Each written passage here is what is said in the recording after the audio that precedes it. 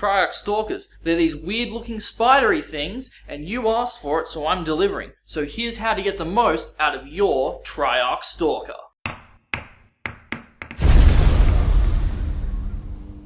Welcome back, great to see you. If this is your first time here, here's what's up. If you want to improve your wargaming, make your tabletop battles more epic, and give your wargaming budget more power, then just smash the subscribe button and ding the bell. That way, you won't miss anything. Now let's talk about how we're going to get the most out of these Triarch Stalkers. Okay, so at the request of Nerfing Harlow in the comments section on one of our videos, today we're talking about the Triarch Stalker and how to get the most out of it. And it's pretty good.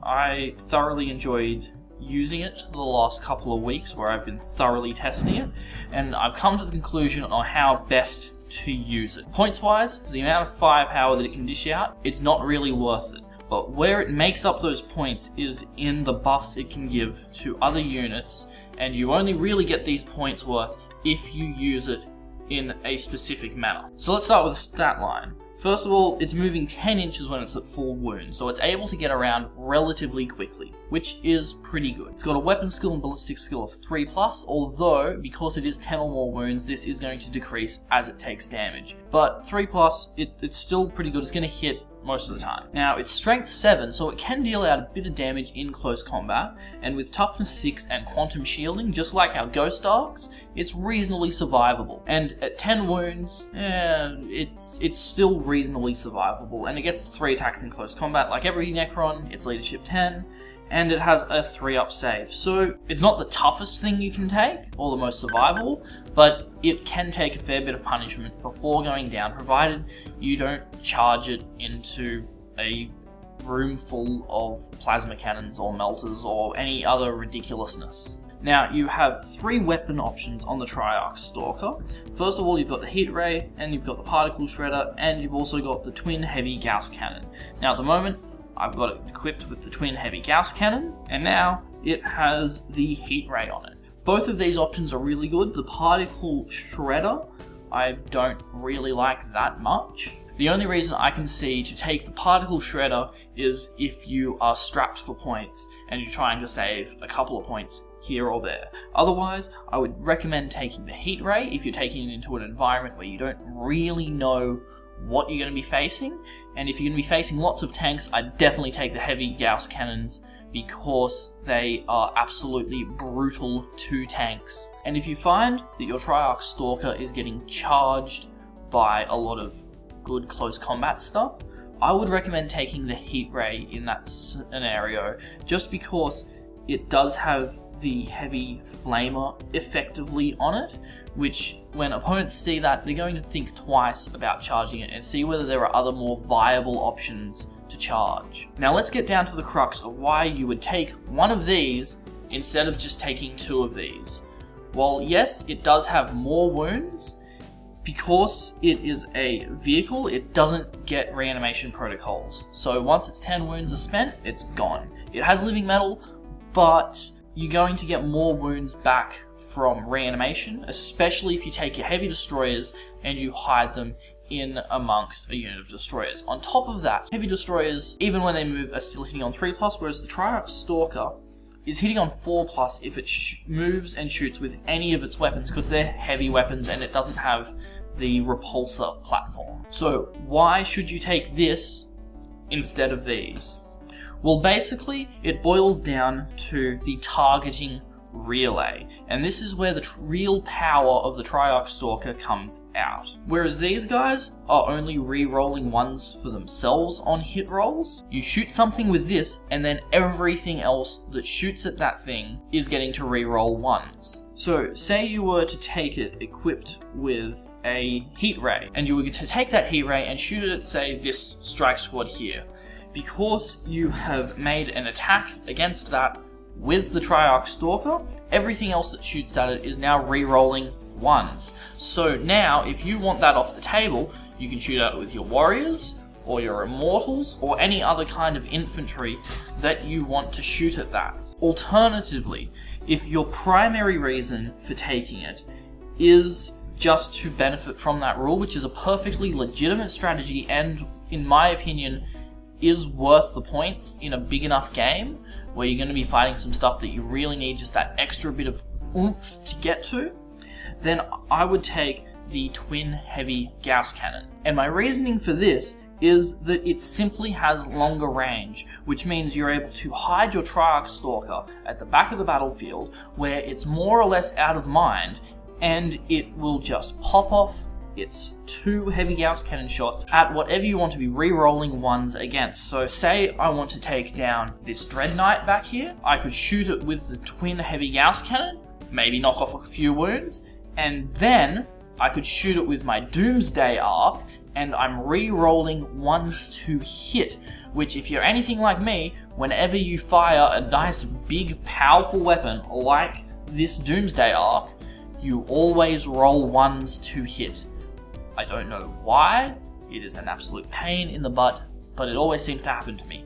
So this is a very viable solution if you find that happening a lot. Alternatively, if you are playing the attacker in a narrative game where you have the sustained reinforcements rule, is that what I think it's called? You don't need to hide it at the back of the battlefield as much. Because, as you may have seen in my last battle report, up here, you're able to bring your casualties back on as reinforcements. So you can be a little bit more aggressive with it in that scenario. But if you don't have that rule, I would highly recommend trying to keep it as out of sight and out of mind as possible, while still being able to hold line of sight to all possible targets that you want to apply the targeting relay to, because it is a really powerful rule, especially if you were trying to buff larger units. Say you took a unit of 20 warriors and you had a Ghost Arc sitting behind it and you wanted a unit of 10 Space Marines off the table in one turn.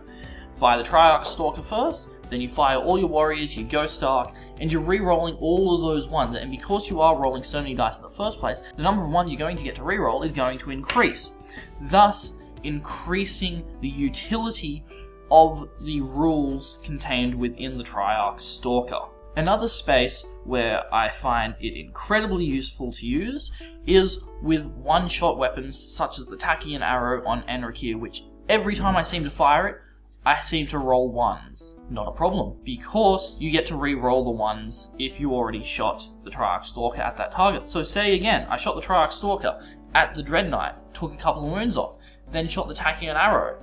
It's me rolling the dice, so I'm going to roll a 1, bam, get to re-roll it. The other space where taking Triarch Stalkers is a really useful trick is when you're taking lots of Tesla weapons on, say, your Immortals, or on some Tomb Blades, or even some Annihilation Barges. Because you want as many 6s as possible, re-rolling any dice is going to be useful, because you then get another 1 in 6 chance to bring up a 6.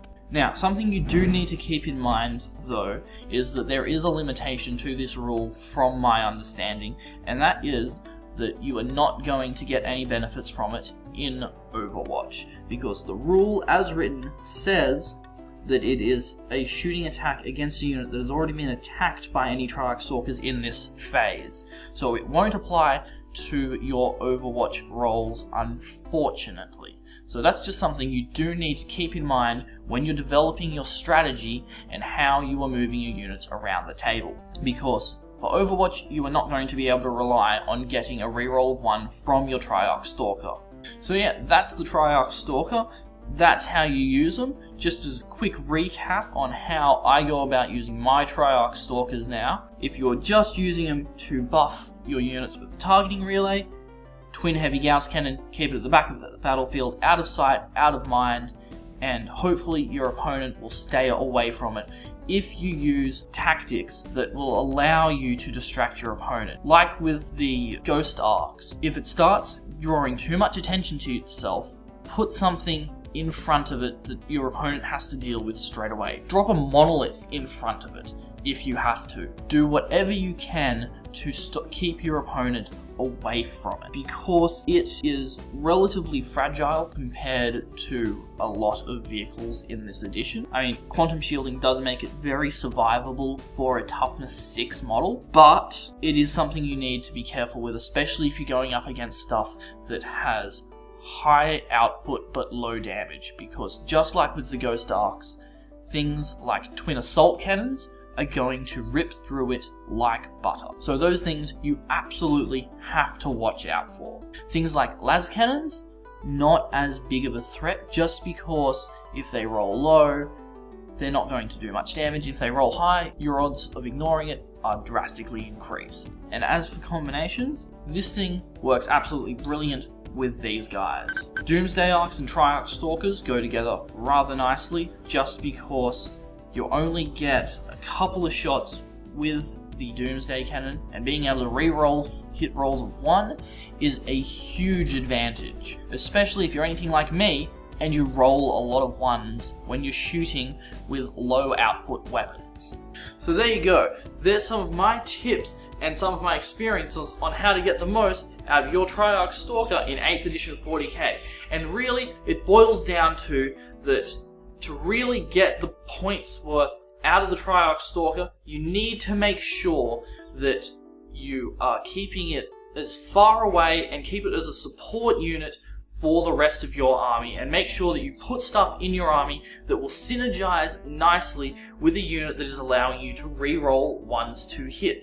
And given that Necrons really shine with their shooting at mid-range, having something that not only has a very formidable weapon, such as the Heavy Gauss Cannon or the Heat Ray, but also allows you to reroll 1s to hit is a huge advantage, especially if you take large units of warriors and you want to be able to maximize the number of hits that you get out of them. And it is especially critical if you're fighting horde armies, which seem to be king at the moment in this edition, as being able to get those extra hits in will give you a huge advantage and will equalize the playing field as far as the number of shots you can deal out is concerned. And as always, if you liked this video, then give it a thumbs up so that we know that you like it, so that we can keep making stuff that you like. If there's a unit you'd like me to talk about, help you get the most out of your wargaming experience, then just chuck that unit in the comment section below and I'll see if I can make that happen for you. And if you want to improve your wargaming, make your tabletop battles more epic, and give your wargaming budget more power, then just smash the subscribe button and ding the bell. You'll subscribe and I'll be able to share with you more battle reports, terrain tutorials, and strategies to make your wargaming experience more epic. And I'll see you next time.